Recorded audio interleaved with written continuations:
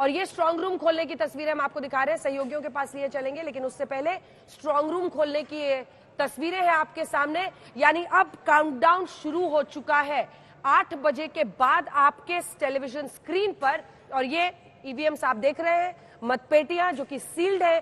कुछ ही देर में इनको वहां पर पहुंचने वाले तमाम जो अधिकारी हैं उसे खोलेंगे, गिनती शुरू होगी। जल्दी से, तेजी से संजय जी, एक बार अगर 5 लाइनों में आप पूरी प्रक्रिया हमारे दर्शकों को समझा दें। हम स्ट्रांग रूम्स को खोलते हुए दिख रहे हैं और तमाम जो मुझे लगता है पार्टी रिप्रेजेंटेटिव्स हैं वो भी वहां पर मौजूद हैं और उनके सामने ये स्ट्रांग रूम्स खोले जा रहे हैं। डबल सील लगी होगी यहाँ पर फिर। हाँ, बिल्कुल आपने जिस बात का जिक्र किया, पहले स्ट्रांग रूम खुलेगी, पार्टी के सारे जो नुमाइंदे होंगे वहां पर होंगे, फिर उसे काउंटिंग बूथ में ले जाएंगे। और इस बार प्रक्रिया चुनाव जो मतगणना की प्रक्रिया है, थोड़ा उसमें शायद परिवर्तन है।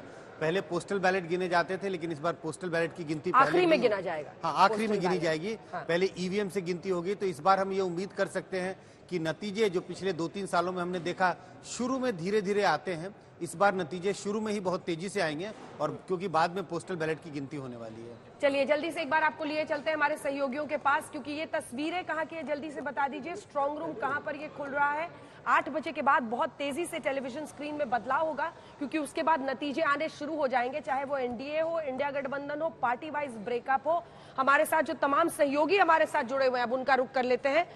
शरद के पास चलते हैं। शरद, राजस्थान भी एक ऐसी जगह है, जरा वहां की तैयारी बताइए, क्योंकि मुझे लगता है कि बीजेपी दफ्तर के सामने आप हैं और मौसमी भी हमारे साथ जुड़ने वाली है कांग्रेस दफ्तर से। मौसमी के पहले शरद, राजस्थान का हिसाब किताब जल्दी से।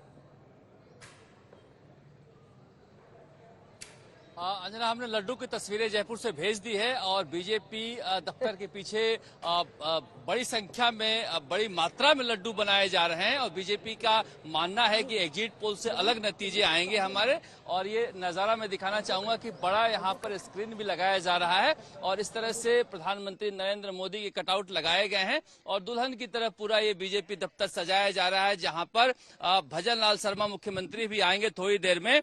और देखिए, हॉट सीट की जब हम बात कर रहे थे तो केंद्रीय मंत्री हैं, गजेंद्र सिंह शेखावत हैं, अर्जुन राम मेघवाल हैं कानून मंत्री, जिन्हें लेकर प्रधानमंत्री नरेंद्र मोदी ने कहा था कि बाबा साहब भीमराव अम्बेडकर के बाद दलित को हमने कानून मंत्री बनाया है। लोकसभा अध्यक्ष है ओम बिरला, ये सब कांटे के टक्कर में फंसे हुए हैं। कैलाश चौधरी केंद्रीय मंत्री, जमानत बचा पाएंगे नहीं बचा पाएंगे। 2 युवा हैं, रविंद्र सिंह भाटी और राजकुमार रोज, जो इंडिपेंडेंट लड़ रहे हैं, जिनको लेकर पूरे देश भर में कौतूहल है और इतने फॉलोअर हैं कि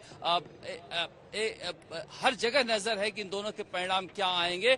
कांग्रेस दफ्तर में जो आप पूछ रही थी रवि से सवाल, पहली बार कांग्रेस दफ्तर में भी टेंट लगे हैं और डीजे बुलाया गया है, क्योंकि उन्हें लग रहा है कि 10 साल का सूखा टूटने वाला है। 25 की 25 सीटें 10 साल से बीजेपी जीत रही थी। हाँ, डीजे भी लगाया गया है और कहा गया है कि प्रदेश अध्यक्ष यहाँ पर डांस भी करेंगे अगर एक भी सीट आती है तो वहाँ पर रंगारंग रंगीलो राजस्थान में नाच गाने की पूरी तैयारी है, सुबह सुबह मुंह मीठा करने की भी तैयारी है। लेकिन आपको बता दें कि पहले कहा गया था कि जो पोस्टल बैलेट है उसको आखिरी में होगा। बीते दिन मुख्य चुनाव आयुक्त राजीव कुमार ने यह साफ कर दिया कि पोस्टल बैलेट की गिनती शुरुआत में ही की जाएगी, जो कि अब तक परंपरा के अनुसार की गई है और उससे बहुत ट्रेंड्स मिलते हैं, कई बार पलटते भी हैं। चित्रा, बिल्कुल, विपक्षी दलों की ओर से जो सवाल उठाए जा रहे थे उसके जवाब में ये आंसर कल राजीव कुमार की ओर से दिया जा रहा था। लेकिन यहाँ पर जल्दी से आपको बताते चले, तैयारियां पूरी हो चुकी हैं। मौसमी सिंह इस वक्त कांग्रेस दफ्तर से हमारे साथ जुड़ चुकी हैं, वहां पर भी बड़ी तैयारी है। मौसमी के पास हम लेकर चलेंगे, लेकिन बड़ी खबर आ रही है, ऊटर जिस तरह से पछता हुआ दिखाई दे रहा है। बड़ी खबर इस वक्त आपको दे दें, अब पश्चिम बंगाल में 19 जून तक सीएपीएफ की तैनाती रहेगी। सूत्रों की से ये जानकारी निकलकर सामने आई है। काउंटिंग के 15 दिनों के बाद तक केंद्रीय सुरक्षा बलों की वहां पर तैनाती रहेगी, जिस तरह की स्थिति बनी हुई है। अन्य 6 राज्यों में भी सीएपीएफ तैनाती रखने का फैसला चुनाव आयोग की ओर से किया गया है। आपको बताते चले, जिस तरह की स्थिति मौजूदा वक्त में बनी हुई है, हिंसा के मद्देनजर स्थिति खराब नहीं हो, क्योंकि हमने देखा था 7 चरण के चुनाव के दौरान पश्चिम बंगाल से खासतौर से जिस तरह की खबरें सामने आ रही थी, अलग अलग हिस्सों में लगातार हिंसा की खबरें निकलकर सामने आई। उसके मद्देनजर चुनाव आयोग की ओर से ये निर्देश दिए गए हैं। सीएपीएफ की तैनाती पर बड़ा फैसला लिया गया है। पश्चिम बंगाल में 19 जून तक सीएपीएफ की तैनाती रहेगी, ताकि वहां पर जो हिंसा की खबरें आती हैं या हिंसाग्रस्त क्षेत्र में जो संवेदनशील इलाके हैं वहां पर सुरक्षा को पुख्ता किया जा सके।